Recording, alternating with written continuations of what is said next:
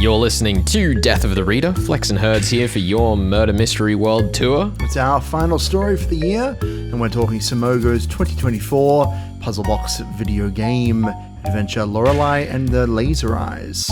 This one was published by Annapurna Interactive and sees us exploring a mansion filled with escape room-esque locks and ciphers. The Hotel Letztes Jahr, or Last Year, is a monochrome mansion with a splash of red as a body is found in the courtyard after our character, whoever she might be, was summoned, whoever she might be, by the enigmatic Renzo Nero, film director. We've been playing through this game live up on YouTube over the past couple of weeks. You can find a link on the 2SER website if you'd like to join us for the impending sessions.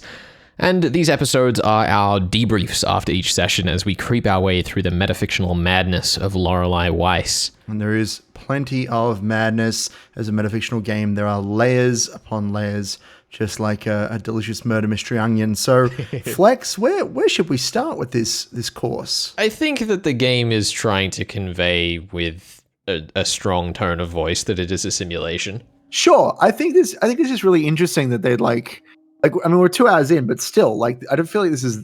I thought this would be like a further on twist. I think this would be like, and now it's time to make bugs happen. I sort of like the choice of going so full-throatedly we're in a simulation early in the game because, I do think that after years of meta-narrative video games, the whole surprise that you're in a simulation does kind of get to feel a bit played out. Yeah, I'm pretty happy that we're just getting into it. I wasn't aware of this. This is fun to figure out, but also I'm really happy that we're just getting into it. You know, this is like a 20, 30 hour game and we just know now. I mean, the other thing that's really interesting too is that we have in our own time as well as we played Outer Wilds on stream, but been talking a bunch about games that let you advance purely with knowledge. And it seems like that's sort of where we're at here, but it's doing it much more in a escape room fashion than it is anything else. I feel like I've been playing and learning about a lot of games that are about using knowledge to either to progress or to understand the game better. Because the Forgotten City, we played the Outer Wilds, there's this game. I'm kind of hungry for more games like this where you use knowledge to progress, and especially games that you could theoretically beat in 5 minutes. I love that idea because I joked a bit at the start of this game, oh, what if we just hopped in the car and drove away? And that's sort of the Far Cry Easter egg ending that most of the games have at this point, whether it's through I stumbled across the secret ending, or I have enough knowledge that I can cheat the system and get to the end on the first run, or whatever the situation might be. Yeah, well, I think the other thing that's interesting with this game, right, is the flip side to that is that we still seem to think that we have multiple timelines going on, and how many discrete moves are we at minimum away from entering that other stage of the game. That's what excites me about the game throwing us a little bug report about the simulation that we're currently in. Is it means that the game can only get wackier from here. And so even the leaps that I've made that you'd be I don't know if we can make that leap yet. I don't know if we quite have enough evidence of that. Even those leaps that I'm making, they may be right on the money, or they may be not even close to where this game's going. And that idea excites me, that they're we've really thought through this and we're going to take you down this journey. I mean, the other thing that I'm excited for is that those computers, we're absolutely going to break the simulation with them at some point. They're not just going to be our checkpoints. Well, that's why it told us to absolutely make sure that we save before we load any files, because it's not just about you're going to read that file that's a bit weird. We're going to break the simulation with file. We're going to upload corrupt files, into the game state to break it. I assume that's where we're going with this. Also, what does the game define as the truth is also a really fun, because it's not a completion statistic. Yeah. Which is fantastic. I think the most interesting thing is that bar that truth uncovered statistic, I feel like I have absolutely no scope for how far we are through this game or what it is we're actually trying to achieve. We've obviously come into this knowing to some degree that we're going to have to solve it. And I think we're doing a really good job of keeping on top of a lot of the deeper mysteries. But in terms of what our characters' goal is, I think that Bella thing, the fact that we're being identified as associated with war, is probably the closest we're getting to that so far, that our job is to, from Renzo's perspective, whichever personality that is or whatever, is clearly seeing us as a source of conflict, someone that can like drive the other characters apart. But the cassette cover that had the least information, the least, let's say, memory about it specifically, do you think that those are all, are those just all things that happen in her life? Like literally things that happen in her life? Like she was in a literal war at one point? Or if they're all just metaphors for the relationship between the two characters who are actually the same well, I mean, character, that's the thing, right? Is that not to try and like completely psychoanalyze Simogo, which I think is a primarily two-person lead team. It sure is. Create art together. The entire thing through Sayonara Wild Hearts was that it was like all of these metaphors and symbolism and yada, yada, yada. But the overall general message of the game was like, you need to love yourself before you love others, or some flavor of that theme, right? It boiled down to a very simple message, and I think that we're probably going to experience something similar here. I agree. And I think that our character is the mediator character who's going to like patch everybody together and create one whole person at the end, right? I feel like that's where we're going with this. Replace the word film or art project with person in this game. In order to create a good film, you have to get messy and like live with the art and be part of the art. That feels very similar to that Wild Hearts message as well. And I think that our character being the third eye, which is the idea of looking inwards to yourself, the third eye sees both inward and beyond, right? You open your third eye. And that's, I think, who our character is. We are the third eye of this relationship, attempting to essentially from an outsider's, I'm doing heavy air quotes here, from an outsider's perspective, analyze this person and figure out who they are and what they want and how to proceed in life being who they are. And of course, the time travel stuff is memories, right? These are the different personas that this character has been through. Although obviously it's kind of interesting that we go from 1847 to 2014. Like that's obviously a very long span of time. So I guess I'm curious how those years, which are repeated so often, they're clearly symbolic, right? That things happen in those years. 2014 is the end and 1847 is the beginning. But like, what do they literally translate to? It'll be interesting to see because, like, obviously there's also such a big gap between 1847 and 2014. And, like, we can deliteralize the narrative of that particular character, but, like, what is it about those years in particular that, like, stands out? We know that Animale Terrible was released in 1962, which sort of implies that the third eye is 1963 or something along those lines. But like, you know, the first film that we had was Oceano in 1948, which is like 101 years on from the other kind of key year that they've given us. So like, how do we tie those themes back together? It also makes me think that I again, I'm not like fully in this theory yet, but like the idea that the films are not literal films, but are events in this person's life. Because if Un Animale Terrible is the last film, but if we replace film with person's life, was it like a couple bought a cat or one person buys a cat and then one of their egos again is in air quotes, gouges out the cat's eyes in a fit of rage and then deeply regretted it. The trauma of having lost a pet is what caused her to submit herself to the mansion, the psychiatric ward, the Simogo project, whatever it ends up like literally being at the end, right?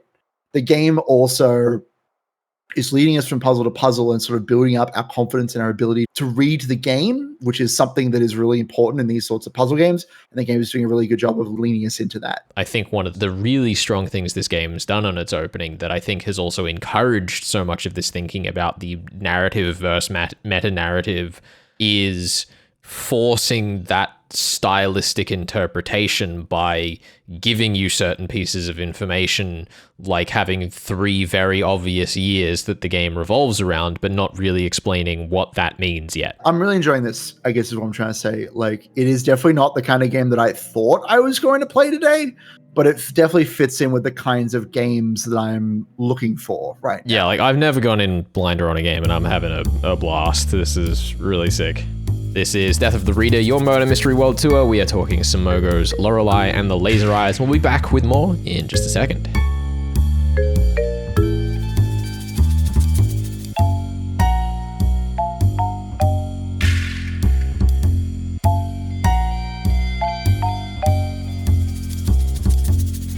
You're listening to Death of the Reader. Flex here for your murder mystery world tour, and I am pleased to be joined in studio by Vanessa McCausland. Vanessa, it is wonderful to have you here on the show. I think this is, in some respects, your first crime fiction book. How do you feel about that designation?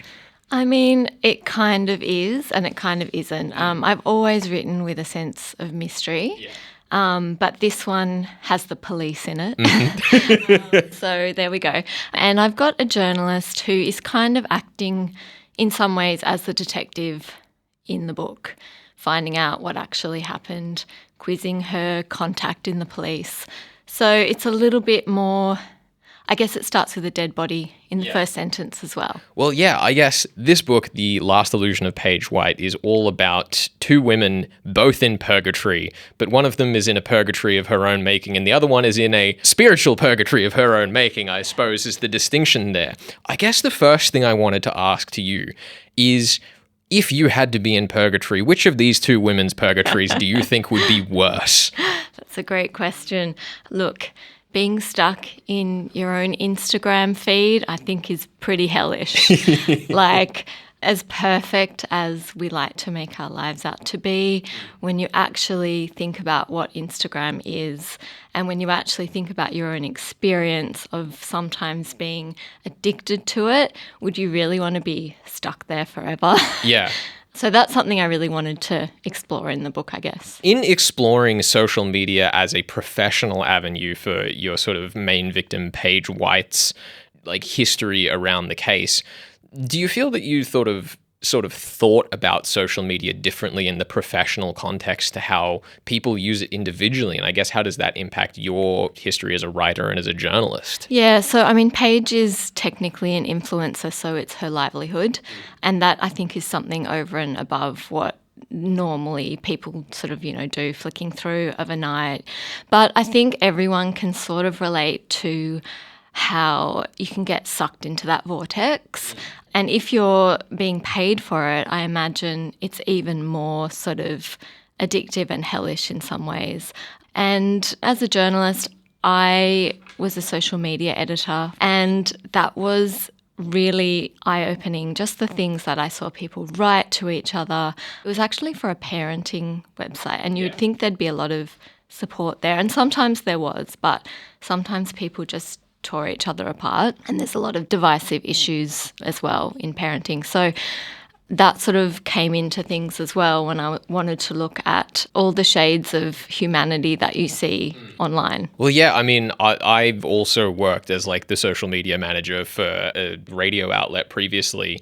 And I think one of the things that really struck me working in that position was how you always get more of what you see and kind of stay on. And it's so easy to catch on the negative things because you just stop and think about them for a moment longer and the algorithm responds oh, well, that's clearly what you want more of. Yes, and that's true. Very much a part of Paige and Jane's purgatory where they're both in the requests in their Instagram, seeing all of these horrible things. And every time Paige brings it up, there's this idea of well, no, I don't really look at it, but she always has an example. Yeah, absolutely. And that's so true about the algorithm and about human nature always focusing on the negative.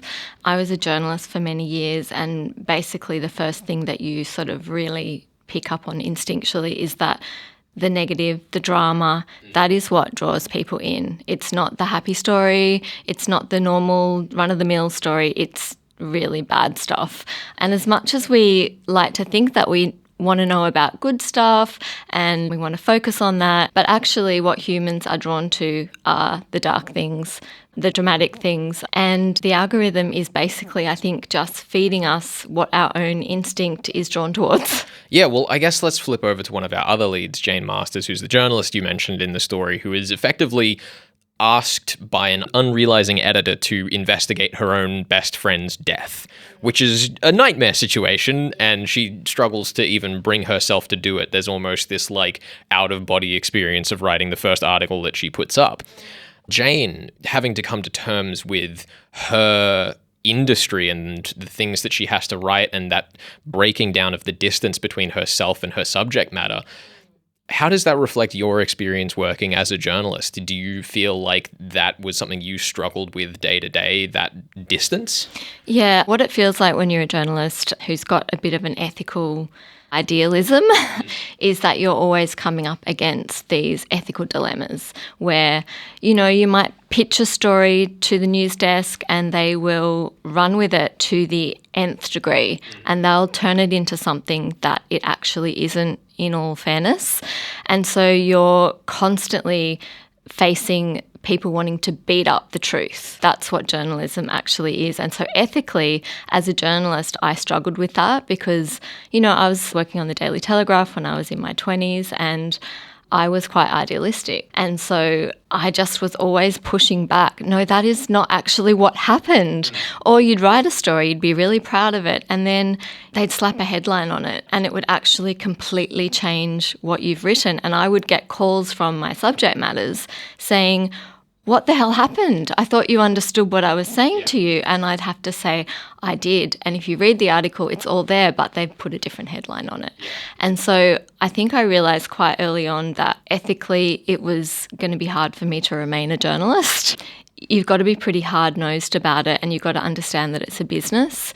But a lot of people go into it with ideals. And, the best journalism, investigative journalism, holds up those ideals. So it does exist and it can change the world, but it can also be quite depressing. Well, yeah, I guess because there's the day in, day out stuff has to be posted, which very much reflects the exact same thing that Paige is going through there.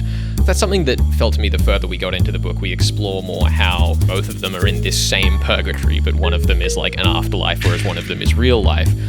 Was that idea of them being in the same place something that you went into the book with or something that you uncovered as you went along? It's really interesting that you should actually even say this because this is my first chat about the book and it's so interesting what different people read in.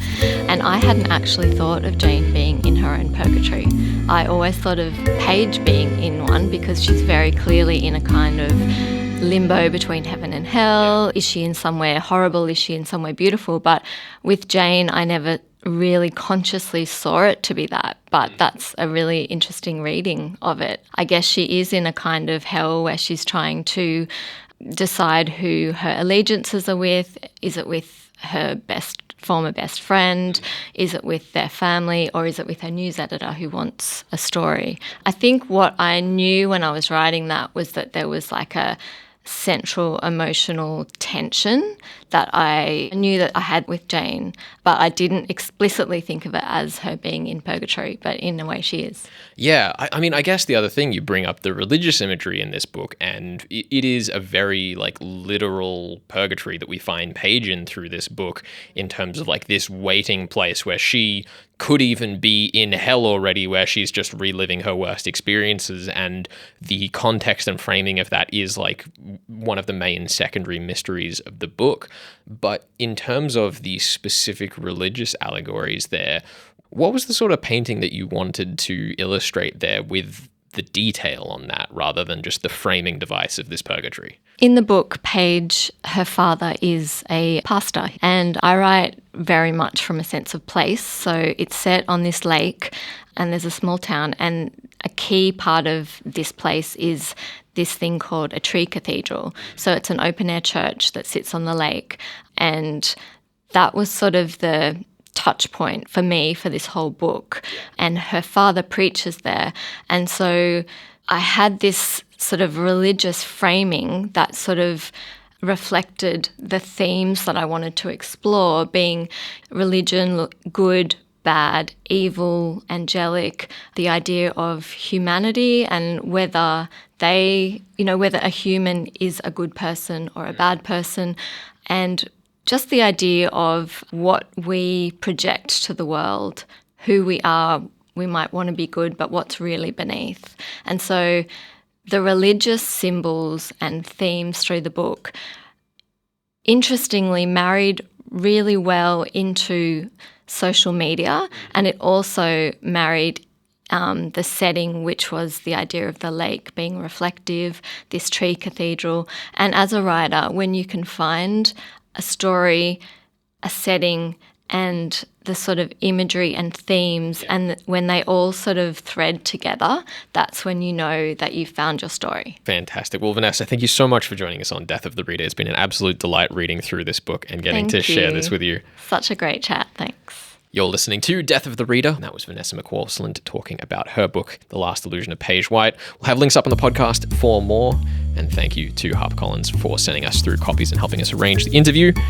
We are talking about Lorelei and the Laser Eyes. I'm Flex.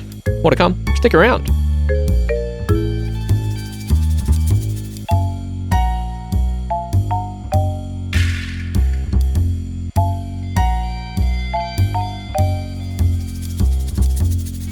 You're listening to Death of the Reader. Flex and Herds here for your Murder Mystery World Tour, talking Simogo's Lorelei and the Laser Eyes and Herds. Yeah, so there's a bit of a time break between these two chats, but I think that it's really going to reflect the way that we've gone away, we've come back, and we've really had time to reflect on the way the game kind of changes and evolves as it goes on, which I'm really excited to see more of as we kind of get deeper into the mystery itself. Yeah, much like any good murder mystery book, there's plenty of thinking to do when the book is out of your hands, or the game in this case. Yeah, absolutely.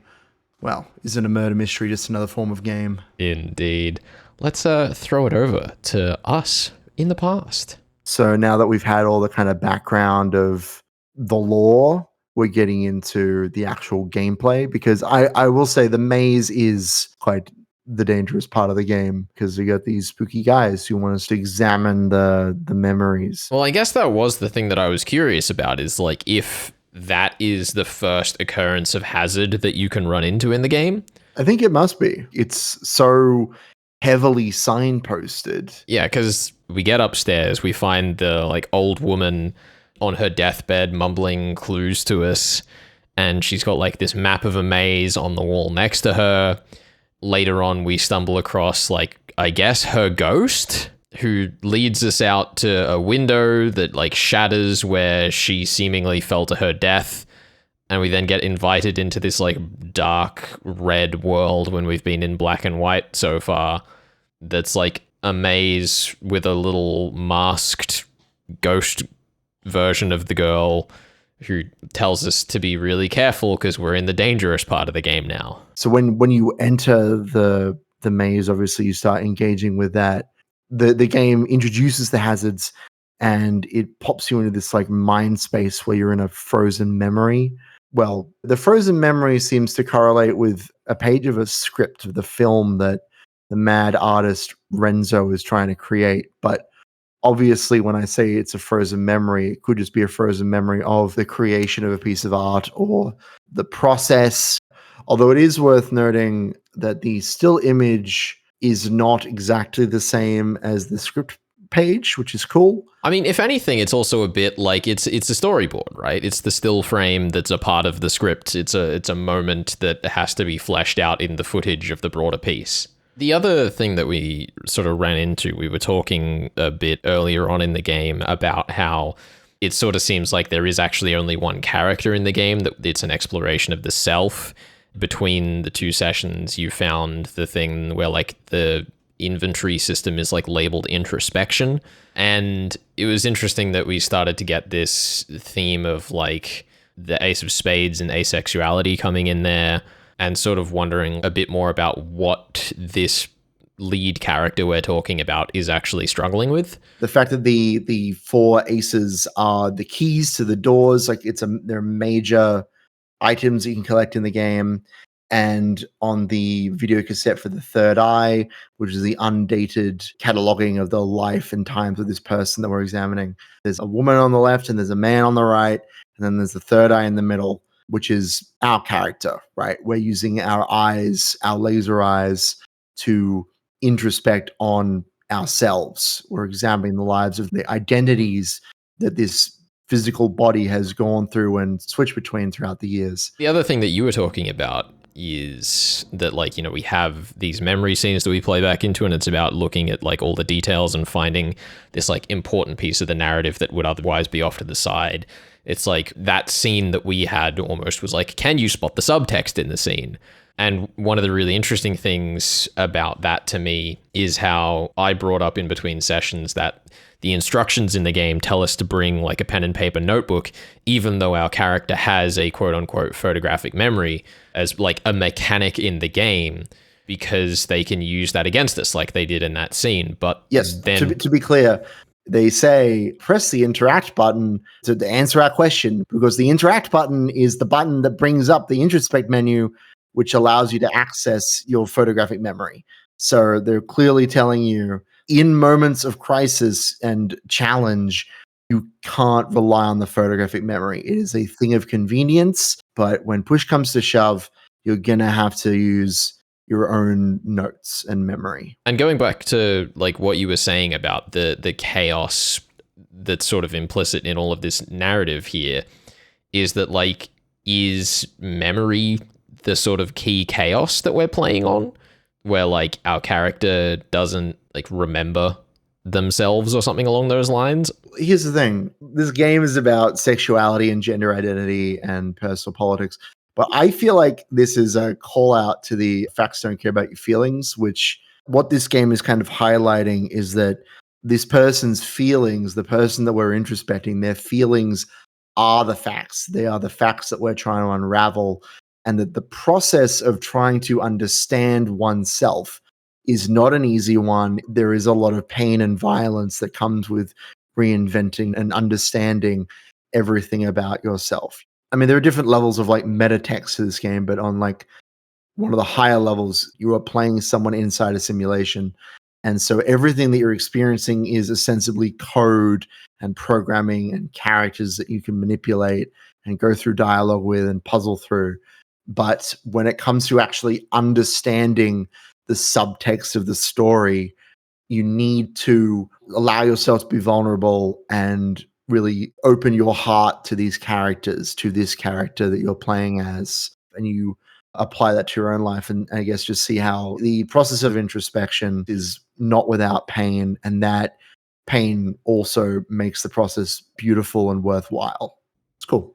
Yeah, no, I think it's really nice as well, because that message comes through even though the game has not said anything of the sort, like overtly. If anything, the story is sort of told through counterpoint, where, as you say, Renzo is like constantly talking about suffering and the arduousness of it all, when, if anything, I guess the takeaway is the opposite. It's painting a world that is not black and white. You might say there's some red in there, because yeah, that's the color scheme of the game, is that everything is in black and white, and then there's the occasional smattering of red.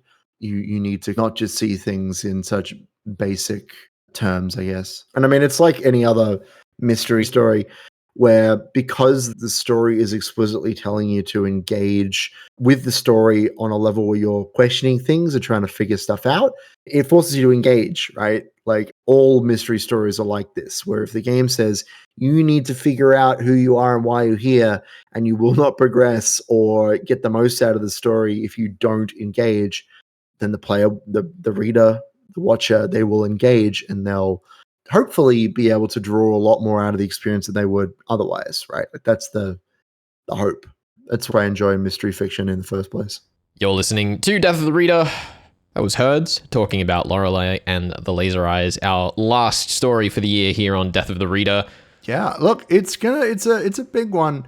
I always love getting a cap off the year with a big story, and a metafictional story is, you know, it's my favorite kind of genre of murder fiction, favorite genre of story really that I get to experience. So I really enjoy getting to talk about Lorelei and all the strange creative risks that it's taking.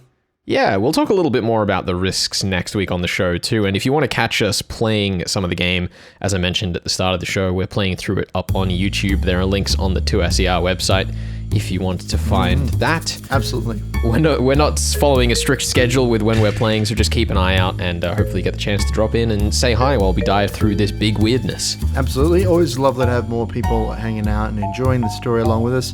And maybe you want to check out the game yourself, because so far Lorelei has been well worth our time and purchase, of course. This is Death of the Reader, your murder mystery world tour. We are out of here. Catch you next week. See you next time.